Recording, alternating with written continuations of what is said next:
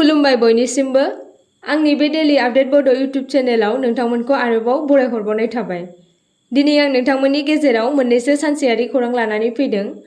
आं आसा खालामो नोंथांमोना भिडिअखौ जोबजासिम नायलांगोन आरो लोगोसे चेनेलखौ साबस्क्राइब खालामनानै लागोन। दिनैनि गिबिसिन खौराङाव दङ भारतआ 2036 मायथाइनि अलिम्पिकखौ खुंनो थाखाय साखाफारा जादों। भारतारि अलिम्पिक एस'सिएशनआ नेमखान्थि बायदियै इयुननि बानजायग्रा आय'गनो मोनसे लाइजाम दैथायहरदों। इन्टारनेशनेल अलिम्पिक कमिटिआ 1 अक्ट'बराव 2036 मायथाइयाव अलिम्पिक आरो पेरालिम्पिक गेलेमुफोरखौ खुंनो थाखाय भारतनि गोसो जानायखौ फोरमायदों। सुलुङा बुंदोंमोन दि 2036 मायथाइयाव भारतआव अलिम्पिक आरो पेरालिम्पिक गेम्सखौ खुंनायनि गाहाय मन्थ्रि नरेन्द्र मदिआ मोनसे मख'जाथाव आगान लादों। बे खाबुआ हादोरनाङैनो रांखान्थियारि जौगानाय, समाजारि दावगानाय आरो लाइमोनफोरखौ गोहो होनाय, आरो बियो गोबां मुलाम्फा लाबोनो हागौ होनना फोरमायनाय जादों। गोदान दिल्लीआव गावनि न'आव उदांस्रि सान फालिथायाव पेरिस अलिम्पिक एथलीट्सफोरजों मोनसे सावरायलायनायाव गाहाय मन्थ्रि मदिआ बिथांमोनखौ 2036 मायथाइयाव 4 बोसोरारि फोरबोखौ खुंनायनि थियारिफोरनि थाखाय गावसोरनि इनपुट होनो खावलायदोंमोन। मुम्बाइआव थांनाय बोसोरनि 141थि आईओसी जथुम्मायाव पीएम नरेन्द्र मदिआ बोसोर 2036 मायथाइयाव अलिम्पिक गेलेमुफोरखौ खुंनो भारतनि गोसो जानायखौ रोखा खालामदोंमोन आरो दाबि खालामदोंमोन दि 140 कौटि भारतारिफोरा गेलेमुफोरखौ खुंफुंनो थाखाय रादाय होदों। बियो 140 कौटि भारतारिफोरनि गोजान सिमां आरो हास्थायनाय। बिथाङा बुंदोंमोन दि बे सिमांखौ नोंथांनि हेफाजाब आरो मददजों बानायनांगोन। नैथि खौराङाव दङ सीसीटीवी फुटेज नुजाथिनायनि उनाव खानापारा जाब्रबथायनि सायाव एफआईआर होदों। मोनसे सीसीटीवी फुटेज नुजाथिनायनि उनाव 31 अक्ट'बरनि मोनायाव गुवाहाटी खानापारानि मोनसे जाब्रबथायाव जिउ गोमानाय सासे रुंसारि जानाय दिपिट देनि बिफाया एफआईआर होदों। दिपिट देआ खानापारा फुटब्रिजनि साखाथियाव इउ-टार्न लानाय समाव गुबुन गंसे कारजों गोख्रैथिजों सौग्रावनायाव सानै सुबुङा जायगायावनो जिउ गोमादोंमोन। बे जाब्रबथायाव खाथिनि मोनसे सीसीटीवी केमेरायाव सेबखांजादोंमोन। बिनि सायाव दिपिट देनि बिफाया जाब्रबथायाव लोब्बा थानाय गुबुन कारनि सालायगिरि गौतम खान्डेलवालनि बेरेखायै एफआईआर होदोंमोन। मख'जाथाव दि गुवाहाटी खानापारायाव मोनसे गिदिर जाब्रबथायाव सानै लाइमोन, सासे हौवा आरो सासे हिनजावसानि जिउ खहा जादोंमोन आरो माखासे सुबुंफोरा गोब्राब जोखोम जायो। बे जाब्रबथायाव गंनैबो गारिआ गाज्रि जादोंमोन।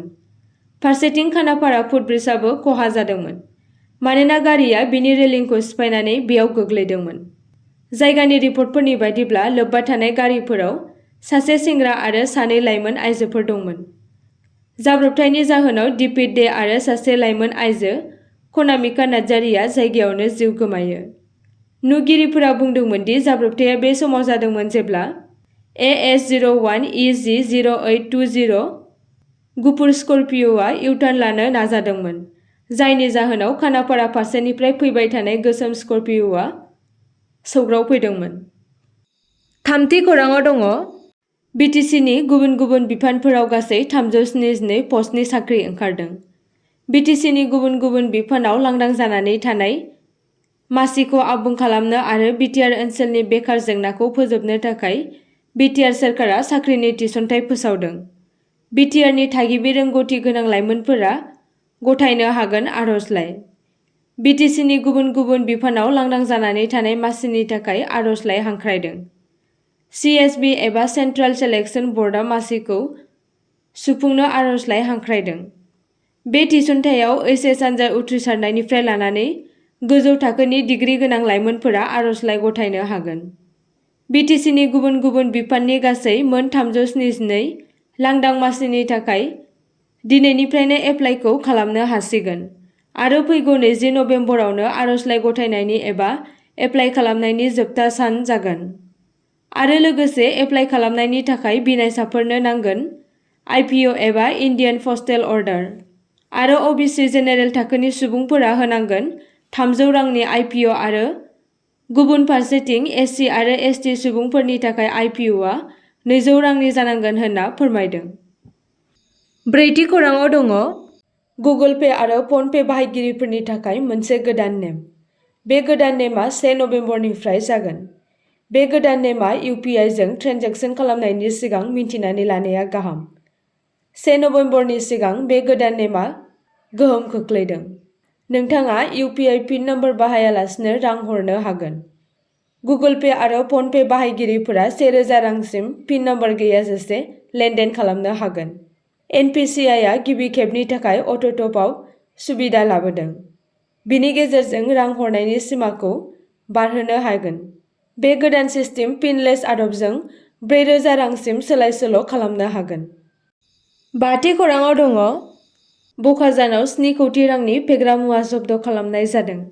मंगलबारखालि आसामनि बकाजानाव मोनसे गिदिर ड्राग्स बस्टआव 7 कौटिनिबो बांसिन बेसेननि फेग्रा मुवा जब्द खालामनाय जादों। रिपर्टनि बायदिब्ला बिबानगिरिफोरा मोनसे अपारेशननि समाव सानै सिखाव फालांगिरिफोरनिफ्राय 1 किल'ग्रामनिबो बांसिन हेर'इन जब्द खालामदोंमोन। सानै सन्देह गोनां जायनि मुंखौ राशिदुल इस्लाम आरो नुर आलम होनना मिन्थिनाय जादों। मणिपुरनिफ्राय फेग्रा मुवाखौ दैथायहरनाय जादोंमोन, आसामनि गवालपारा फारसे थांगासिनो दंमोन। बिनि उनाव बिथांमोनखौ कार्बि आंलं जिल्लानि बकाजाननि अल लाहरेजन गामियाव हमनाय जादोंमोन। मावख'आरिफोरनि बायदिब्ला सानैनि आखाइनिफ्राय 7.6 कौटिसो रांनि 1140.58 ग्राम हेर'इनखौ जब्द खालामनाय जादों, जाय ट्राकआव फेग्रा मुवाफोरखौ आसामाव लाबोगासिनो दंमोन आरो बेखौ पुलिसआ जब्द खालामदों। गुबुन जायगायाव दिनै बरपेटा जिल्लानि हावलियाव सासे ड्राग्स फालांगिरिखौ गोबां बिबांनि हेर'इनजों लोगोसे हमनाय जादों। पेडलरखौ इब्राहिम आली होनना सिनायथि होदों। जर'खा इन्टेलिजेन्स इनपुट्सनि सायाव बिथा खालामनानै अपारेशनखौ बिथांनि थाग्रा खुलियाव खालामनाय जादोंमोन। मावख'आरिफोरा फोरमायदोंमोन दि बस्टनि समाव हेर'इनजों बुंफबनाय 2 साबोननि केस जब्द खालामनाय जादोंमोन। बिथांमोना बुंबावदोंमोन दि जब्दनि बेसेनखौ दासिमबो अनुमान खालामनाय जायाखै। 6थि खौराङाव दङ। उदालगुरि डिस्ट्रिक्टनि सिङाव पुलिस स्टेशन 5 नं गोजोनपुरि गामिनि एन्टनी नार्जारी, जाय 14 बोसोर बैसोनिमोन, आरो बिजय नार्जारी मुंनि, जाय 14 बोसोर बैसोनिमोन, बिसोर सानै फरायसाया गोमानानै दङ। मिथिनो मोननाय बायदिब्ला थांनाय 28 अक्ट'बरखालि एन्टनी नार्जारी आरो बिजय नार्जारीआ फरायसालियाव थांदोंमोन, नाथाय दासिमबो बिसोर सानै हौवासाया न'फारसे फैफिनाखै, जायनि जाहोनाव बिसोर सानै गथ'नि बिमा-बिफाया नागिरनानै हालाय-हाफाय जागासिनो दङ। बिनिखायनो सोरबाफोर बबावबा नुसनोब्ला 7099511803 नङाबा 6002206063 मबाइल नम्बराव फोनांजाब खालामनानै फोरमायनो खावलायदों नखरनि सुबुंफोरा। 7थि खौराङाव दङ। अंगनबादि मावथिफोरा साबसिन मजुरिनि थाखाय उजान बाजाराव हेंथा दिन्थिफुंदों। दानारि दान बान्थाखौ बांहोनो दाबि खालामनानै रायजोनि अंगनबादि मावथिफोर, हेफाजाबगिरिफोर आरो फिसा मावथिफोरा दिनै उजान बाजाराव आइजो आरो खुदिया जौगाथाय बिथोनगिरिनि मोखाङाव हेंथा सोमावसारदोंमोन। बे हेंथा दिन्थिफुंनाया अंगनबादि मावथिफोर आरो हेल्पार्स एस'सिएशन आसामनि सिङाव खुंजादोंमोन। बिनि सिगाङाव एस'सिएशनआ नोगोराव 26 फेब्रुआरिनिफ्राय 17 मार्चसिम बे एखे दाबिनि मददाव हेंथा दिन्थिफुंदोंमोन। उनाव एस'सिएशनआ हेंथा दिन्थिफुंनायखौ बोखारफिनदोंमोन मानोना भारतनि बिसायख'थि आय'गआ ल'कसभा बिसायख'थिनि खालारखौ फोसावदोंमन। गौतुमआ समबाराव फिन खेबसेबाव हेंथा दिन्थिफुंदोंमोन मानोना रायजो सोरखारा अजद होनाय बायदियै आइजो आरो खुदिया जौगाथाय बिथोनगिरिजों थांनाय 7 दानाव अंगनबादि मावथिफोर, हेफाजाबगिरिफोर आरो फिसा मावथिफोरनि दानारि दान बान्था बांनायनि सोमोन्दै गथायनाय थांखिखौ मावफुंनो जेबो आगान लायाखैमोन। गौतुमनि बायदिब्ला रायजो सोरखारा थांनाय 7 बोसोराव आसामनि अंगनबादि मावथिफोर, हेफाजाबगिरिफोर आरो फिसा मावथिफोरनि दानारि दान बान्थाखौ बांहोआखैमोन। आथिखालाव अंगनबादि मावथिनि दानारि दान बान्थाया 6,500 रां। हेफाजाबगिरिफोरनि थाखाय बे बिबाङा 3,250 रां आरो मिनि मावथिनि थाखाय 4,750 रां।